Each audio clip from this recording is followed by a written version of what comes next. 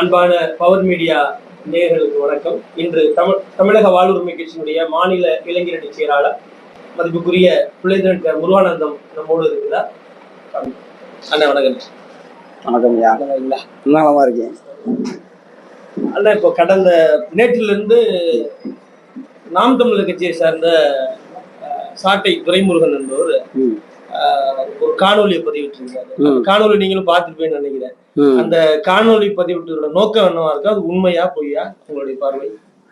ஆமா, காணொலி அதாவது களவாங்க தெரியாதவன் தலையாரி வீட்டுல நுழைஞ்ச கதையா காணொலி போடுறோம்ங்கிற பேர்ல அதுல எல்லாருமே கட்சிக்கு ஏன் வந்தோம், வாழ்வுரிமை கட்சி தலைவர் அண்ணன் வேல்முருகனோட பணி என்ன, நாங்க எதுக்காக சீமானை விட்டு விலகணும் அப்படின்னு சரியான காரணத்தை அதுல ஒரு 80% பேருக்கு மேலானவர் சொல்றாங்க. அதுல சொல்லிட்டு அதை பதிவு பண்றாங்க. எளிய மக்கள் என்ன சொல்லுவாங்க, நாங்க வந்தோம், எங்களுக்கு ரொம்ப பிடிக்கும், அண்ணா வந்து சட்டமன்றத்தில் எங்களுக்காக அவ்வளவு பேசுறாரு, மக்களுக்காக அவ்வளவு போராடிக்கிறார், இவ்வளவு வேலை பார்த்துருக்காரு அப்படின்னு சொல்றாங்க. அதை கூட ட்ரோல் பண்றங்கிற அடிப்படையில் அவங்க அதை கூட வந்து கொச்சைப்படுத்துறாங்களாம். அந்த ஒரு வேலையை வந்து அவர் பெரிய புத்திசாலியா வழக்கம் போல அந்த எதிரியை கூட சிரிக்க வைக்கிற திறமை வந்து அவர்கிட்ட இருக்கு. அது உண்மைதான். அந்த மாதிரி ஒரு திறமையான ஒரு கலைஞன். ஏன்னா அதை நம்ம சொல்லலை. சீமான் வந்து சாட்டை துரைமுருகனை கட்சியை விட்டு நீக்கும் போது சொல்லியிருந்தாரு. என்ன சொன்னார்னா, தப்பானவன்ட்டு இருக்கிற அதீத திறமை ஆபத்தானது, சாட்டை துரைமுருகன் மிகவும் தப்பானவன், அதனால அவன்கிட்ட இருக்கிற திறமை மிகவும் ஆபத்தானது. ஏன்னா கருணா போன்ற துரோகிகள் திறமையானவர் வந்து என்ன புண்ணியம், துரோகிகள் இருந்தனால நம்ம எவ்வளவு பெரிய அளவில் வீழ்த்தப்பட்டோம். அது மாதிரிதான் இப்ப சாட்டை துரைமுருகன் அந்த அடிப்படையில் தான். கருணாவோட கூட ஒப்பிட முடியாது. கருணா வந்து ஒரு பெரிய அவன் இருந்து அது அன்னைக்கு வடகிழக்கு மாகாணங்கள் அந்த கிழக்கு மாகாணத்துக்கு தளபதியா இருந்து அன்னைக்கு கிளிநொச்சியை மீட்கிற போர்ல அன்னைக்கு தமிழ் விடுதலை போற தளபதியா இருந்து அந்த போரை நடத்துறதுல முக்கியமான தளபதியா பங்கம் வச்சவன். அதுக்கப்புறம் துரோகம் என்னன்றது வேற விஷயம். நீ எதுவுமே செய்யாதவங்க, நீங்க அற்பத்தனமான வாழ்க்கைக்கு வந்தவங்க, நாம அதுக்குள்ள போவேணாம். அது கூட அங்க இருக்கிற துரோகிகளோட கூட இந்த சீமான் வகையராக்களை நம்ம ஒப்பிட முடியாது. ஈழத்துல இருக்க டக்ளஸ் தேவானந்தாவோடவோ, ஈழத்துல இருக்கிற கருணாவோடவோ, இன்னைக்கு இருக்கிற சந்திரகாந்த பிள்ளையானோடவோ, அவங்களோட கூட இந்த நாம் தமிழர் வகையரா, குறிப்பாக சீமான் வகையராவை ஒப்பிட முடியாது. ஏன்னா இவங்க அற்ப பிழைப்புவாதிகள். அவங்க கூட கொஞ்ச நாள் உண்மையா உழைச்சான், கடைசி நேரத்தில் அற்பத்தனமான வாழ்க்கைக்காகவும் தன் உயிரை காப்பாற்றிக்கிறதுக்காகவும் கேவலமான வாழ்க்கைக்காக தான் காட்டி கொடுத்துட்டு போனான். இவங்க அப்படி கிடையாது. இவங்க அடிப்படையே துரோகமானது. இந்த காணொலி புனையப்பட்டதுன்னு சொல்றீங்க. அந்த காணொலி அந்த காணொலிக்கு தான் வரேன். அந்த காணொலி என்னன்னா, அந்த காணொலியில பெரிய ஒரு தப்புன்ட்டான். அந்த சொன்னல களவாங்க தெரியாத தலையர்கள் நுழைஞ்ச மாதிரி. நான் என்ன செய்யறேன், அந்த காணொலி அவன் எடுத்துக்கிட்டு இருக்காங்க. கூட்டம் நான் தாமதம் ஆயிடுச்சு. தம்பிங்க என்ன பண்றாங்க, வண்டியில் இருக்காங்க. இப்ப சதீஷ் சொல்றான், நீ வந்து ஆனா காணொலி வந்து அண்ணன் வந்து பத்திரிகையாளர் சந்திச்சுக்கிட்டு இருக்காரு, சீக்கிரம் போகணும்னு சொல்றான். இப்போ மணி ஆகி போச்சு, அண்ணன் திட்டு வர சொல்லி வேகமா போய்கிட்டு இருக்காங்க. அவன் என்ன வண்டியை நிப்பாட்டிட்டு சீக்கிரம் இறங்கி போறேன், வண்டி எடுத்துட்டு போறாங்க. தம்பியை திரும்பி பார்க்குற பத்திரிகையாளர் சந்திப்பு உள்ள நடந்துகிட்டு இருக்கு. பத்திரிகையாளர் சந்திப்பு உள்ள நடக்கும்போது வெளியில வந்து 2 தம்பிங்க வந்து ஒருத்தன் கேமரா வச்சுட்டு ஒருத்தன் மைக் வச்சுக்கிட்டு நிக்கிறான். பத்திரிகையாளர்கள்னா நீ உள்ளான இருக்கணும், பத்திரிகையாளர் உள்ள நடக்குது, அப்ப நீ யாரா வெளியிலன்னு எனக்கு ஒரு சந்தேகம் வந்துச்சு. இவங்க இந்த மாதிரி எச்சத்தரமான வேலையை செய்வாங்கன்னு நமக்கு தெரியும். நம்ம என்ன அந்த அளவுக்கு தற்கூறியலா? அதான் நான் ஒரு பதிவு போட்டேன், நீங்க படிச்ச ஸ்கூல்ல நான் ஹெட் மாஸ்டர்ரான்னு சொல்லி. பக்கத்துல புற எதுவும் சொல்லிக்கல, நான் வீட்டு பக்கத்துல அமைதியா போறேன். போயிட்டு அவன் என்ன சொல்லிக்கான், அதுக்கு முன்னாடி அந்த துண்டை எடுத்து கொடுக்குறான் அவன்கிட்ட. சும்மா இதுக்காக வந்தேன்.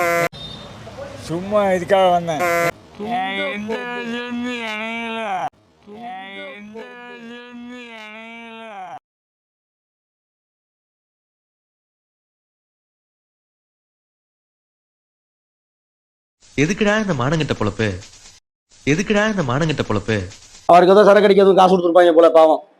அவர் ஏதோ ரோட்ல போனவர் இவங்களா பிடிச்சி தனியா போய் பேசிட்டு நீங்க வாங்க நாங்க சொல்றத சொல்லுங்க அப்படின்னு தான் கூப்பிட்டு வந்திருக்கான். அதுக்கு அவங்க காசு கொடுக்கலன்றது வேற விஷயம் வச்சுக்கோங்களேன். தெருல விட்டாங்க போல. ஏன்னா அந்த ஆள் வந்து கட்டிங் காசு கொடுங்க கேட்டுக்கிட்டு இருந்தான். இவன் என்ன செய்யறான், நான் போகும்போது பேசிக்கிட்டு இருந்தாங்க. பேசணுன்னு என்னை பார்த்துட்டான். நான் என்ன செஞ்சேன், அது வந்து ஒரு என்ன வார்த்தை பதிவு பண்ணான்னா, நான் சொல்றத சொல்லுன்னு அவன்கிட்ட சொல்லிக்கிட்டு இருந்தான். சரி, அப்போ காணொலி அமர்த்திருந்தாலும் எடுத்தேன். ஆனால் வச்சிருந்தான் என் கை. அப்போ சொல்றத சொல்லுன்னு சொல்லும்போது எனக்கு தப்பா பட்டுச்சு. அப்போ இவங்க தான் களவாணி தான், அதாவது ஒரு குறைஞ்ச ரேட்டுக்கு கிடைக்கிற ஒரு அந்த இது மாதிரி இவங்க வச்சுக்கோங்களேன், பஸ் ஸ்டாண்டுக்கு ராக்கி இவங்க. ஏன்னா தெளிவான படைப்பாளிகள், படைப்பை தேடி ஓடுறவன். நம்ம நாளைக்கு ஒரு கலை இயக்குனராக வரணும், நாளைக்கு ஒரு ஒளிப்பதிவாளராக வரணும், நாளைக்கு நம்ம திரைப்படத்தில் வரணும், ஒரு சின்னத்திரையில் வரணும், நம்ம ஒரு தரமான ஒரு ஷார்ட் ஃபிலிமாக எடுக்கணும், நம்ம ஒரு வெற்றிமாறன் மாதிரி வரணும், நம்ம ஒரு இயக்குனராக வரணும், நம்ம ஒரு வேல்ராஜ் மாதிரி வரணும், நம்ம ஒரு பாலா மாதிரி வரணும், நம்ம ஒரு சங்கர் மாதிரி வரணும். பொதுவாக யாராக இருந்தாலுமே இப்போ படைப்பாளிகள் திறமையானவர்கள் தானே. அந்த மாதிரி நோக்கம் இருக்கிறவன் இந்த மஞ்ச பத்திரிக்கைக்காரங்கள்ட்ட வரமாட்டான். இது மஞ்ச பத்திரிக்கை தானே அவன் சாட்டேன். அப்போ நான் போன உடனே அவன் என்ன பண்ணிட்டான், இவங்கள நோக்கம் தெரிஞ்சு நான் என்ன பண்ணிட்டேன், பக்கத்தில் போயிட்டு சும்மா என்னோட அலைபேசியை அப்படி எடுத்து நீட்டு சும்மா எதார்த்தமா யதார்த்தமா. அது ஆனாச்சுன்னா கூட தெரியாது, ஏன்னா வெயில் சரியான முட்டை வெயில், 11 மணி இருக்கும், 11 மணி 11:10 சரியான வெயில்ல வந்து எனக்கு ஓடுதான்னு கூட தெரியல காணொலி. உள்ள வேற கூட்டத்துக்கு போகணும், சும்மா எடுப்போம், சில்லற பயில தானே, இதை காமிச்சால பயந்தாங்கொழி தானே. அப்ப உங்களுக்கு நல்ல ஆம்பளையா இருந்தா அந்த காணொலி நான் எடுக்கும்போது அவன் உண்மையால சேனலா இருந்தா, அவன் ஒரு அங்கீகரிக்கப்பட்ட சேனலாவோ இல்ல அங்கீகரிக்கப்படுறதுக்காக உழைச்சிக்கிட்டு இருக்க சேனலாவோ இருந்தா அவன் என்ன செஞ்சிருப்பான்னா, நான் எடுக்கும்போது அவன் என்ன எடுத்திருப்பான். அதான் மீடியாவோட அறம் என்ன, பத்திரிக்கையாளர் நீ மிரட்டுறியா அப்ப நீ என் பக்கம் கேமரா திருப்பி இருக்கணும். நான் எடுத்தேன் கேமரா, அது இப்போ இந்த காணொலி உங்களுக்கு ஆதாரத்தோட ஒளிபரப்பப்படும், நான் உங்களுக்கு அதை தந்துடுறேன். தாங்க. அப்ப என்ன செய்யறான், நான் எடுத்த உடனே என்ன செஞ்சுட்டான், அவன் ஒரு 10 செகண்ட் தான் இருக்கும் சொல்லிட்டு அவர் வந்து ஒரு முத்திரையை காமிக்கிறார், வெற்றி முத்திரை. சாதிச்சுட்டாங்கல்ல, பெரிய தனித்தமிழ்நாடு விடுதலை ஆயிட்டாங்க, அவங்க அண்ணன் பாலியல் குற்றத்திலிருந்து வெளியில வந்துட்டாரு அப்படின்னா, அவங்க கொடுத்த காசுக்கு அந்த 115 ரூபா கோட்டா என்ன இளவுன்னு தெரியல. அவங்க உடனே அவங்கள்ட்ட சொல்றாங்க இப்படின்றாங்க, இவன் வீடியோ காணொலி எடுக்கிறவன். ஆமா ஆமா, அவங்களும் உடனே கோட்டு கிடைச்ச திருப்தியில அவன் பாவம் வந்தால் அவன் என்ன செய்வான், அவனும் கடந்து போயிட்டான்.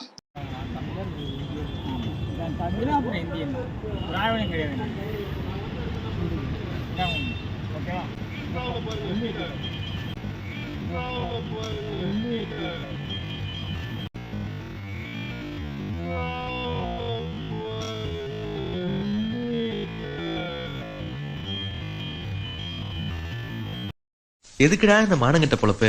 என்னன்னா, இந்த மாதிரி ஒரு கேவலமான வேலையை அந்த தரப்பு, நாம் தமிழர் தரப்பு இப்படி ஒரு பிழைப்புத்தனமான வேலையை செஞ்சிருக்காங்க. அருவருப்பா இல்லையா? இதையும் ரசிச்சு பகிர்றான் பைத்தியக்காரங்க. அவங்களோட எதுக்குமே சரியில்லாம நீ எதுக்கு வந்தியோ அதை செய்ய நீ தயங்கல, அதுக்கான ஆளு நீ கிடையாது, எதுவுமே செய்யல, நீ ஒட்டுமொத்தமா அந்த அரசியலை முடிச்சு விடுற, அந்த அரசியலை முடிச்சு விட்டீங்கன்று அவன் மீது கொஞ்சம் கூட கோவப்பட தயாரா இல்லாத இந்த பாவப்பட்ட தம்பிமார்களோட சொல்ல முடியாது, சோம்பிகள் தான், மனநோயாளிகள். இந்த படங்கள்ல வர்ற மாதிரி இந்த ஒருத்தனை கடிச்சு வச்சா தொடர்ச்சி கடிச்சு வைக்கிறது, இந்த மாதிரி வேலையை செய்கிறாங்க. அதனால அந்த காணொலி, அவன் பேசுன்னு போய் சொல்ற அந்த காணொலி, அந்த வயதான முதியவர்கிட்ட அந்த சரக்கு அடிச்சு, அவருக்கு சரக்கு தான் வாங்கி கொடுத்தேன், சரக்கு வாங்கி கொடுத்துருக்காங்க, குடிச்சு இவங்களாவே சொல்ல விட்டுருக்காங்க, இவங்களாவே பேச விட்டுருக்காங்க. பேச விட்டு நான் அந்த மாதிரி வந்தேன் போனேன்னு கூட நீ சொல்லிக்க, உன் இஷ்டம், என்னமோ பண்ணிக்கியா, அவன் ஒரு கோட்டுக்கு என்ன வேணாலும் பேசுவான்ல பாவன். அந்த மாதிரி பேச விட்டு அண்ணனையும் தரக்குறைவா பேச விட்டு வேடிக்கை பார்த்துருக்கான். ஏன்டா அந்த அளவுக்கார நாங்க தற்கொலையா இருப்போம். சீமானுக்கு தெரிஞ்சு நடக்குமா தெரியாம நடந்திருக்குன்னு நினைக்கிறீங்க? அரே சீமானுக்கா, அதாவது சீமான் எப்படி தெரியுமா, சீமான் வந்து மேடையில் நின்றுக்கிட்டு கீழே இருக்கவன் கைதட்டியான், ஐட்டம்னாலும் கைதட்டியான், ஏன்னா நோக்கம் கிடையாது. அதே மாதிரிதான் சீமான் எப்படின்னா, அவன் தம்பியை மேல ஒரு குடும்பத்தை, அவன் யாராவது ஒரு குடும்பத்தை பொம்பளையில தப்பா பேசினா கூட சூப்பரா கைதொற்ற மனநோயாளி சீமான் அப்படித்தான், சீமானோட அல்ல கையில் அப்படித்தான். அதை பார்த்து வெகுண்டு எழுந்து போய் இப்போ ஒரு பார்த்துருப்பீங்க சீமானோட கடந்த கால வரலாறு. இப்பவுமே அதான், இந்த பேசி இப்படி சிரிப்பா, என்னடா தம்பி அப்படின்னு பக்கத்துல சிரிக்கணும் எல்லாரும். அதை வேற ஞாபகப்படுத்திட்டீங்க, நெஞ்சமெல்லாம் பொண்ணா இருக்கு தம்பி, மறக்க முடியல. நீ என்னடா நீ சொல்ற பொய்க்கு பூரா எங்களால சிரிக்க முடியாது, மனசு நொந்து போய் அண்ணன் வெற்றிக்குமாரன், அண்ணன் ஜெகதீச பாண்டியன், ஐயா புகழேந்தி மாறன், ஐயா தியாகராஜன், இவங்கெல்லாம் என்ன நினைச்சிட்டாங்க, என்னடா நீ பொய்யா பேசுற, எல்லாத்துக்கும் சிரிச்சா எப்படிறா அப்படின்னு சிரிக்கலாம் கட்சி விட்டு நிற்கிறேன். இவன் இருக்காரு பார்ப்போம். இந்த மாதிரி அற்பத்தனமான வேலையை சீமான் நீங்க நிறுத்திக்கிறீங்க, நீங்க எல்லாரோடும் விளையாண்டீங்க சரி. நாங்க ஏன்னா நீங்க என்ன செய்வீங்கன்னா, அவங்க கேவலமான வேலை என்னன்னா அற்பத்தனமான அவதூறுகளை பரப்புறது, பொய் சொல்றது, இதெல்லாம் சொல்லாதீங்க. மீடியாங்கிற ஒரு விஷயம் இருந்ததுனால தான் அந்த பயலுக கேமராவும் அந்த மைக்கு தான் அவங்களை காப்பாத்துச்சு. இல்லைன்னா அங்கனே கேமரா வச்சு நான் ஒட்டச்சு போட்டிருப்பேன் கேமராவை. அது நல்லது, அது நாகரிகம் கிடையாது, அவன் மீடியாவே கிடையாது, அது ஒரு விஷயம். மீடியாவுக்கு போல இன்னொரு பேர் இருக்குல்ல, அதை சொல்லக்கூடாது நம்ம, ஏன்னா அந்த ஒரு அறம்னு ஒன்று இருக்கு. அதனால இனிமேல் என்ன செய்யறான்னா, குறைஞ்சபட்சம் அந்த மைக் வச்சிருக்காயில நல்ல ஆம்பளை, ஆண்டா அந்த வீடியோ தானே எடுத்து போட்டிருக்கேன் நீ, அப்போ அந்த மைக்கில் உங்கள்கிட்ட அட்டை இருக்கணுமா இல்லையா, சாட்டை தானே உன் சேனல் பேரு, கட்டாயம் இருக்கும்ல. எப்படா அந்த நைட்ல யாருக்கு தெரியாது மூஞ்சியை மறைச்சிட்டு அப்படி போறியா, இது வந்து பகிரங்கமா அந்த ரெட் லைட் ஏரியா அப்படின்னு கூட சொல்லிட்டு போற ஐடியாக்கெல்லாம் இருக்குது. இந்த பத்தினி வேஷம் போட்டுக்கிட்டு நான் நல்லவ ஊர்ல வேஷம் போட்டுக்கிட்டு தெரியாம போறாங்கல்ல, அந்த மாதிரி வேலையை நீ செய்யாத, கையோட மாட்ட போறீங்க. இன்னும் ஒரு முறை இந்த மாதிரி வேலை நீ செய்ய வளர்ச்சியா தம்பி. நான் ஒன்னே சொல்றேன் தம்பி, தமிழக வாழ்மை கட்சியினுடைய வளர்ச்சிங்க, அண்ணன் வேல்முருகன் அவர்களுடைய எழுச்சிங்க, அது வந்து காலத்தால், அது காலம் தீர்மானித்த ஒன்று, அதை வந்து ஒன்றும் பண்ண முடியாது. அவனுக்கு என்னன்னா, சீமானுக்கு தான் சொல்றேன், ஏன்னா உனக்கு என்ன மரியாதை? பிரபாகரனுக்கு, மாவீரருக்கு, ஈழத்தமிழர்களுக்கு அங்கே உள்ள கொல்லப்பட்ட 2 லட்சம் சாவுக்கு 3 லட்சம் சாவுக்கு நீ வந்து துரோகம் பண்ணப்ப உன்னை மதிக்கணுன்ற அவசியம் எங்களுக்கு கிடையாது.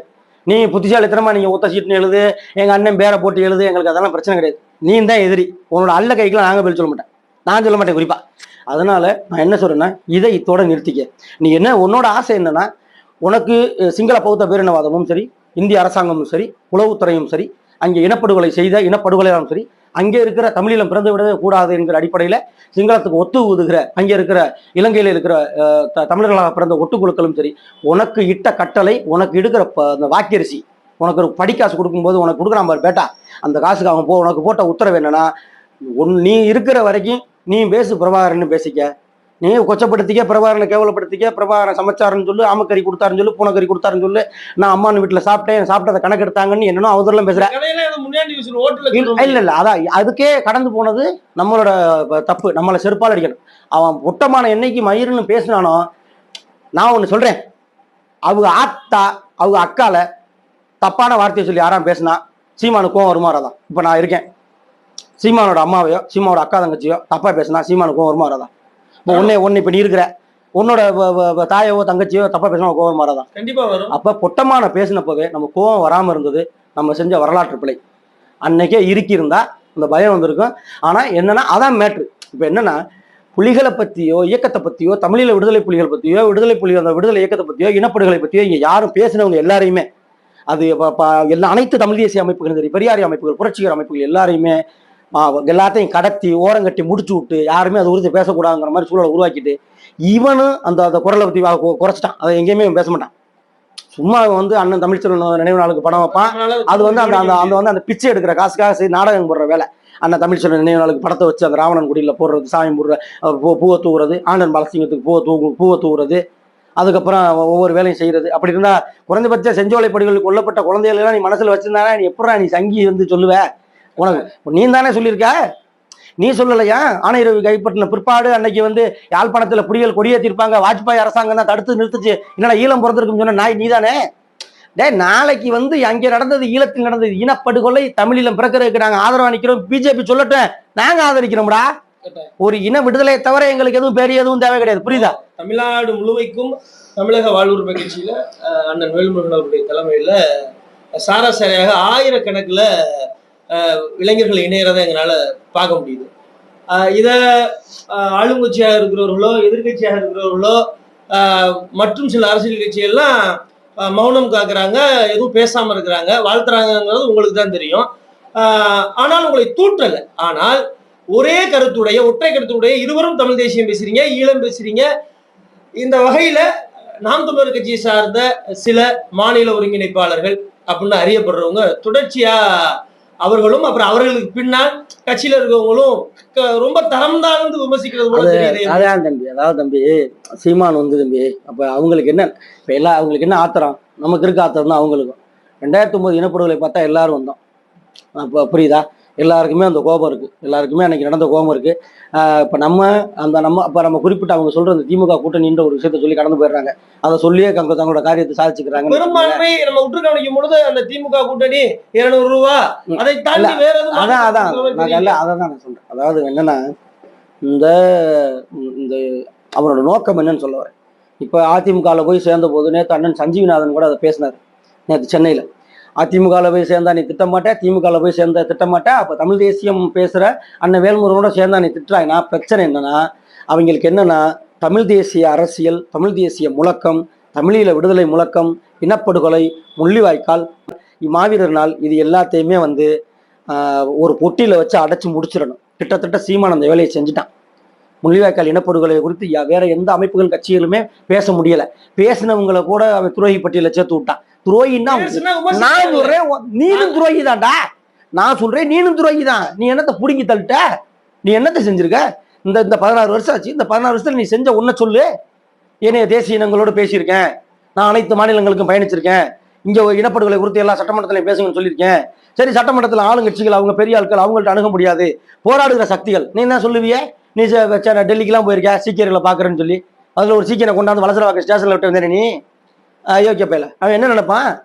பிரபாகரனை அண்ணாந்து பார்த்த இனம் சீக்கியம். ஏன்னா அமைதிப்பட 1987 போகும்போது பெரும்பான்மையா போனது சீக்கியர் தான். அந்த சீக் ரெஜிமெண்ட்ஸ் தான் இங்கே அதிகமாக இறங்கினான். எப்படி இங்கே இப்போ நம்ம சென்னை நம்ம மெட்ராஸ் ரெஜிமெண்ட் இறக்கணும், அது மாதிரி சீக் ரெஜிமெண்ட்டை தான் இறக்கி விட்டான். அதனால சீக்கியர்கள் பிரபாகரனை அண்ணாந்து பார்ப்பான். ஆனால் நீ என்ன செஞ்சிருக்க, நீ இப்போ உன்னோட பாலியல் குற்றத்துக்கு கொண்டே ஒரு சீக்கிய, அது ஒரு அது பாவம், அது ஒரு புரட்சிகர அமைப்பு. அகாலிதளத்தோட அகாலிஸ்தானோட பிந்திரன்வாலாவை கொண்டாடுற ஒரு ஆதரவு சக்தியில் அவங்கெல்லாம். அவன் என்னன்னு உண்மையை தெரிஞ்சுன்னா உன்னை செருப்பு கழட்டி அங்கனே அடிச்சுமா கொண்ட ஊசி எடுத்து குத்தி விடுவாங்க உறவழியில. நீ என்னன்னு சொல்லாம அவனை கொண்டாந்து நீ வளசர போலீஸ் நிப்பாட்டி வச்சிருக்கா, உன்னை அம்பலப்படுத்துவான். இந்த சீக்கியர்கள் மத்தியிலையும் சரி, ஏனைய தேசிய இனங்கள் இவனை பெரிய புரட்சியாளர் நம்பிட்டாங்க தம்பி. நீங்க சொன்னதை உள்வாங்கணும். தொடர்ச்சியாக தமிழகம் எங்கும் நாம் தமிழர் கட்சியிலிருந்து விலகுவரும் சரி, மாற்று கட்சியிலிருந்து விலகுவரும் சரி, புதிதாக அரசியலுக்கு வரணும்னு விரும்புகிற இளைய தலைமுறை பிள்ளைகளும் சரி, அவருடைய ஒற்றை தேர்வாக தமிழக வாழ்வுரிமை கட்சியும் அதனுடைய தலைவர் திரு வேல்முருகன் அவர்களுடைய அவருமா இருக்கு. இதை நீங்க எப்படி பாக்குறீங்க? இந்த இனர்கள் கொண்டு உங்களுடைய அடுத்த கட்ட நடவடிக்கை எம்மாறி இருக்கும்? இந்த அரசியல் கட்டத்துல வேற ஏதாவது புதிய மாற்றங்கள் வருமா? இல்லை, நிறைய கடமைகள் இருக்கு. அண்ணன் வேல்முருகன் அவர்கள் வந்து ஒரு பெரிய செயல் திட்டத்தோடு நகர்றார். அவருக்கும் ஒரு இலக்கு இருக்குது. இங்கே இருக்கிற வட இந்தியர் ஆக்கிரமிப்பு, இங்கே வேலைவாய்ப்பு பறி போகிறது, கலாச்சார சீரழிவு, இங்கே இருக்கிற தொலைக்காட்சி ஊடகங்கள், சமூக வலைதளங்கள், சினிமா அப்படின்ற எல்லாமே கொண்டு போய் மொத்தமாக இங்கே இருக்க பிரச்சனைகளை பற்றிலாம் பேசாமல் இளைஞர்களை சீரழிக்கிற விதம், எல்லாத்துக்கும் அடிப்படையாக இருக்கிற இந்த சாராயம், இந்த கஞ்சா, இந்த ஹபின், இந்த இது போன்ற இந்த சீரழிவுகள் எல்லாம் சரி பண்ண வேண்டிய தேவை இருக்குது. இங்கே இருக்கிற வாழ்வுரிமை சிக்கல்களை இளைஞர்கள் மத்தியில் பேச வேண்டிய தேவை இருக்குது. வாழ்வுரிமை இந்த நம்மளோட வேலை வாய்ப்பு எல்லாத்தையுமே நம்ம இளைஞர்களுக்கு நம்ம தான் பேசணுமா? இளைஞர்களே முன்வந்து பேசின காலம் மாறி போய் இன்னைக்கு இளைஞர்கள் அதை பேசாமல் கடந்து ஏதோ நம்ம வீட்டு பிரச்சனை, தமிழ்நாட்டு பிரச்சனை, யாருக்கு பிரச்சனையோன்னு பார்த்துட்டு போகிற சூழலை உருவாக்கியிருக்க இந்த ஒரு மதிமயக்கத்தில் வச்சிருக்கிற இதுல இருந்து இளைஞர்களை மீட்க வேண்டிய தேவையும் கட்டாயமும் இருக்குன்னு அண்ணன் ரொம்ப அதில் உறுதியாக இருக்காரு.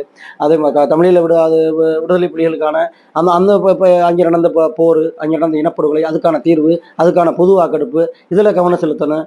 அதே மாதிரி இங்கே உள்ள முல்லைப்பெரியாறு, காவிரி பிரச்சனை, இங்கே இருக்கிற பாலாற்று பிரச்சனை, இங்கே வேலைவாய்ப்பு பிரச்சனை, இங்கே இருக்கிற தினசரி தொலைக்காட்சியை போட்டாலே, சமூக வலைதளங்களை பார்த்தாலே, மொபைலை பார்த்தாலே 3 வயசு குழந்தை கற்பழிப்பு, 5 வயசு குழந்தை கற்பழிப்புன்னு சொல்லி அந்த தொடர்ச்சியாக அவங்க வந்து நம்ம செய்திகளை பார்த்து இந்த சமூகம் சீரழிஞ்சுக்கிட்டு இருக்கலாம் பார்த்து இதெல்லாம் சரி பண்ண வேண்டிய தேவை இருக்குது. இந்த யூடியூப் சேனல்லாம் இன்றைக்கி நீங்கள் பார்க்குறீங்க, ரொம்ப சர்வசாதாரணமாக அதெல்லாம் திறந்து பார்த்தாலே ஆபாசமான காணொலிகள் என்ன வேணாலும் போடலாம். தமிழ்நாட்டில் கேட்க நாதி கிடையாது. நீங்கள் இப்படி ஒரு சூழல் வரும்போது மராத்தியத்தில் வந்து பால் தாக்கரே மாதிரி ஒரு அதிரடியான அரசியலை அட்டுச்சாத்தான் திரும்ப வாங்குற ஒரு நிலைமை வந்துட்டுனா அண்ணன் வேல்முருகன் அவர்கள் அதுக்கும் உத்தரவிட தயாராக இருக்குது. ஒரு எல்லை தான் எல்லாத்துக்குமே. எல்லை மீறி போகும்போது இந்த தமிழ் சமூகத்தின் நலனுக்காக நம்ம எந்த எல்லைக்கும் செல்லணுன்றதுல உறுதியாக இருக்கார். ஏன்னா நம்ம அறம், அமைதி, நம்ம வர வழியில் போராடுவோம், நமக்காக நிற்போம்னா நம்ம கண்ணுக்கு முன்னாடி அனைத்து படுகொலையுமே பார்த்து விட்டு நம்ம கடந்து போய்த்தோம். அது குறித்து மக்கள் குறித்து இந்த சிந்திக்காத அரசியல் கட்சிகளை கேள்வி கேட்க வேண்டிய ஒரு சூழல் இருக்கிறது. இளைஞர்கள் எந்த அடிப்படையில் வந்து சேர்றாங்கன்னா, வெளியிலேருந்து பார்க்குறாங்க, நேர்மையானவராக பார்க்குறாங்க, அறம் சார்ந்த மனிதனாக பார்க்குறாங்க, உள்ள ஒன்று வச்சு புறணும் ஒன்று பேசுறது இல்லை, நேற்று ஒன்று பேசிட்டு இன்னைக்கு ஒன்று பேசுறது இல்லை. எல்லாருமே இன்னைக்கு எல்லாருமே ஒரு தலைவர் போட்டால் ஒரு விஷயம் பேசுனா இன்னொரு விஷயம் பேசின காணொலியை போக முடியும். சீமா இன்னைக்கு பேசுகிற காணொலி ஒன்று போட்டிங்கன்னா நேற்று பேசின ஒன்று போடலாம். அதே மாதிரி எல்லா தலைவர்களுக்குமே இருக்குது. நீங்கள் அண்ணன் வேல்முருகனுக்கு அப்படிலாம் பார்க்க முடியாது. அவர் மனசில் உள்ளதை பேசுகிற மனுஷன். அதனால இந்த தமிழ் சமூகத்துக்கு யார் சரியாக இருப்பா அப்படின்ற அவரோட போராட்ட குணத்தை பார்த்து, அவரோட நடவடிக்கைகளை பார்த்து, அவரோட அர்ப்பணிப்பான வாழ்க்கை, அந்த தியாகம் அதெல்லாம் பார்த்து மக்கள், இளைஞர்களும் தமிழக வாழ்வுரிமை கட்சி பேரெழுச்சியாக வந்துக்கிட்டு இருக்காங்க. இன்றைக்கி இருக்க திரைப்பிரபலங்கள், இன்றைக்கி இருக்கிற மிகப்பெரிய கார்ப்பரேட்ஸ், பிரசாந்த் கிஷோர், ஜானோ ஆரோக்கியசாமி, இந்த மாதிரி பெரிய பெரிய தனியார் நிறுவனங்கள்லாம் வந்து இப்படி அணுகுங்க, இப்படி ஆக்கிரமிங்க, மாணவர்களை இப்படி கவருங்க, இந்த கலரில் சட்டை போடுங்க, இந்த கலரில் வேட்டி கட்டுங்க, இப்படி பேண்ட் போடுங்க, இப்படி உட்காருங்க அப்படின்லாம் அரசியல் பண்ணுறதுக்கு, அரசியல் சொல்லி கொடுக்குறதுக்கு கார்ப்பரேட் நிறுவனங்கள்லாம் வரும்போது எந்த கார்ப்பரேட் நிறுவனமும் இல்லாமல் மக்களோடு மக்களாக ஒரு பாமரனாக இருந்து, ஒரு விவசாய குடியாக இருந்து, ஒரு விவசாயியாக பிறந்து, விவசாய குடும்பத்தில் பிறந்து அந்த மக்களுக்காக உண்மையாக நிற்கும் போது மக்கள் தன்னால் வந்து அதை ஏற்றுக்கிறான். நமக்கான தலைவன், நமக்கான அண்ணன் வேல்முருகன் தேடி வர ஆரம்பிச்சிட்டாங்க. தமிழகம் முழுக்க பேரெழுச்சியான இணைப்பு விழாக்கள் எதிர்பாராத இடத்துல நடக்க இருக்குது. தமிழகம் முழுக்க நடக்க இருக்குது. எல்லாத்தையும் சாதி கடந்து, மதம் கடந்து அண்ணன் பின்னால் அணிதிரள ஆரம்பிச்சிட்டாங்க. இது சொன்னாங்க. நான் கூட பதிவு போட்டிருந்தேன். அடுத்த ஒரு வாரத்துக்கு முன்னாடி போட்டிருந்தேன். அரணையூரில் அடுத்த இணைப்பு விழான்னு சொல்லி போட்டேன். உடனே அங்கே அரணையூரில் இருக்க 4 பேருக்கும் ஃபோன் பண்ணி சீமா புலம்பியிருக்காப்புல, போயிடாது இல்லைன்னு சொல்லி. அங்கே அரணையூரில் அவருக்கே ஆள் கிடையாது பாவம். ஆனால் இளையாங்குடியில் இணைப்பு விழா நிச்சயமாக இருக்குது. சீமான ஆட்கள்னு கிடையாது. இங்கே வந்து சீமானை வெறுத்து ஒதுங்கியவர்கள் நிறைய பேர் இருக்கான். அவங்க மட்டும் இல்லை, சீமான் மீது நம்பிக்கை இழந்தவர்கள் நிறைய பேர் இருக்காங்க.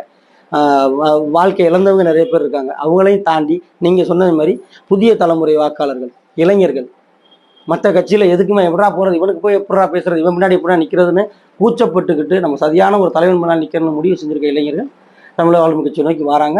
அவங்கள வந்து நாங்கள் அரவணைக்க, தோள் கொடுத்து துணை நிற்க, போராட்ட களத்துக்கு தயார் பண்ண தமிழக வாழ்வு கட்சியும் அதன் தலைமையும் தயாராக இருக்குது.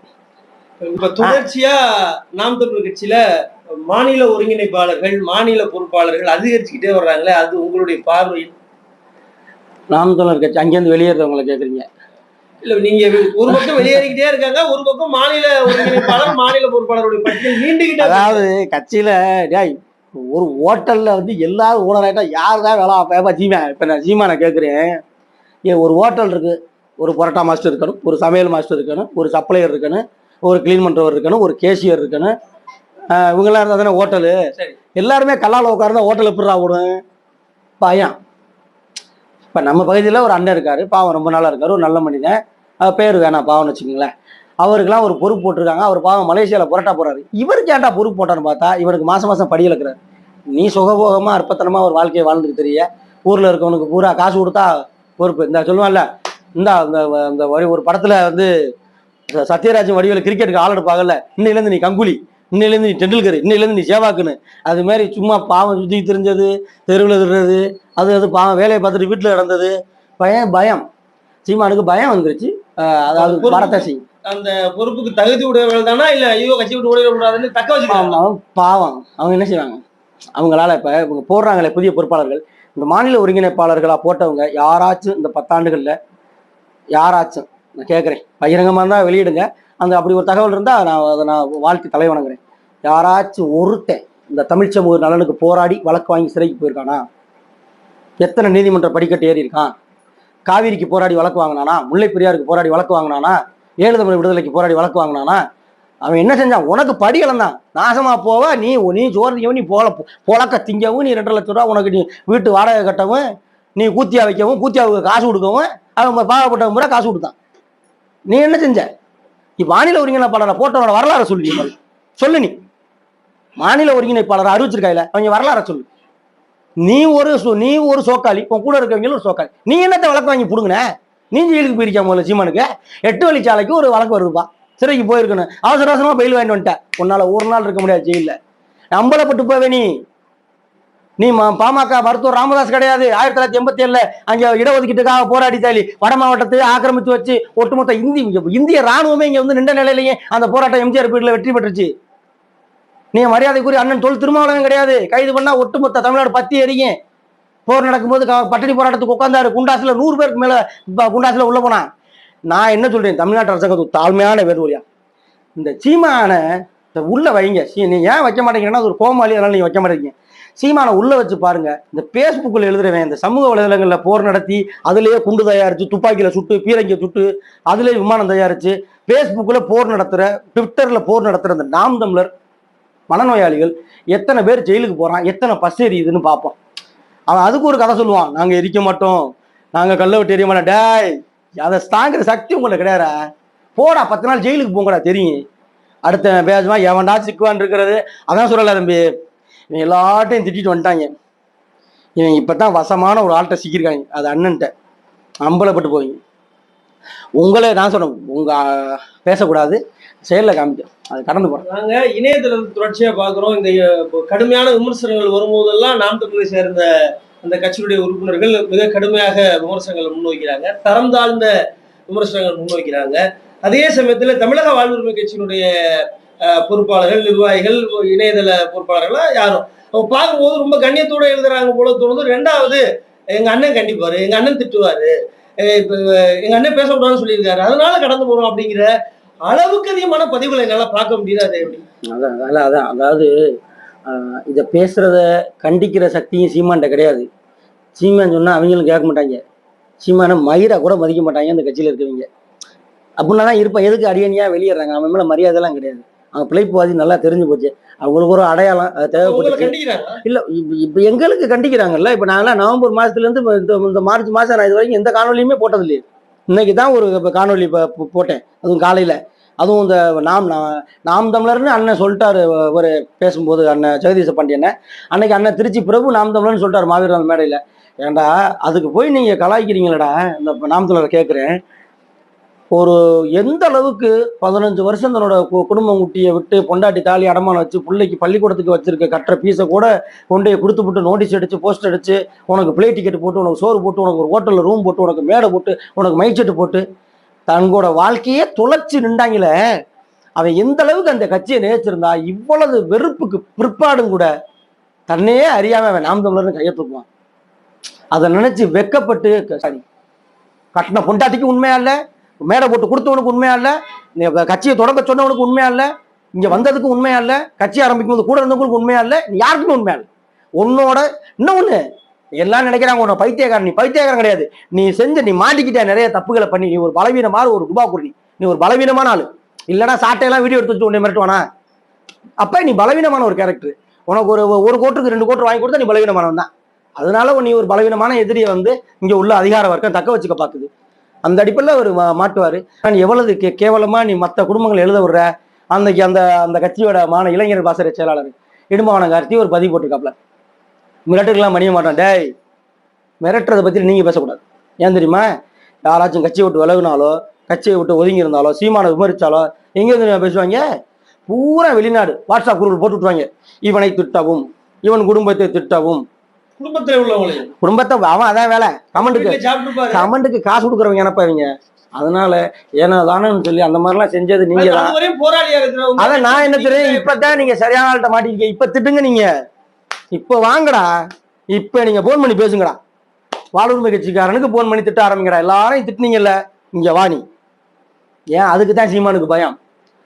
பிரபாகரன் சொல்ற பெருங்கூட்டம், தேசிய தலைவரையும் மாவீரரையும் உயிரா நேசிக்கிற ஒரு கூட்டம், உயிரா நேசிக்கிற ஒரு தலைவன், தனித்தமிழ்நாடு விடுதலை படையில பங்காற்றியவர்களுக்கு தோல் கொடுத்து துணை நின்ற ஒரு தலைவன், முத்தாட்டி குப்பத்திலிருந்து குள்ளஞ்சாவடி வரைக்கும் அந்த காவல் நிலைய எரிப்பு வழக்கில் சம்பந்தப்பட்ட ஒரு தலைவன், போராளிகளை தன்னோட வீட்டில் பிரச்சனை வரும் தெரிஞ்சதுக்கு அப்புறம் தங்க வச்ச தலைவன், இன்னைக்கு வரைக்கும் தமிழீழ விடுதலை படைக்கு பகிரங்கமா சொல்றான், இன்னைக்கு வரைக்கும் பகிரங்கமா ஆதரவு கொடுக்குற தலைவன். அது உளவுத்துறைக்கு தெரியும். உனக்கு தெரியாத மயிறு, உனக்கு தெரியாது. உனக்கு என்ன தெரியும்? உனக்கு என்ன தெரியுமா? உனக்கு நீ என்ன ஒண்ணு நம்புற அளவுல இருந்தா தானே தெரியும். தொடர் மக்கள் பணியிலையும் இவ்வளவு நேரம் எங்களுக்காக நேரத்தை ஒதுக்கி உங்களுடைய கருத்துக்களை பதிவு செஞ்சதுக்கு பவர் மீடியா சார்பாக நன்றியை தெரிவிக்கிறேன். உங்களுடைய மக்கள் பணி மென்மேலும் சிறக்க எங்களுடைய வாழ்த்துக்கள். நன்றி. நன்றி.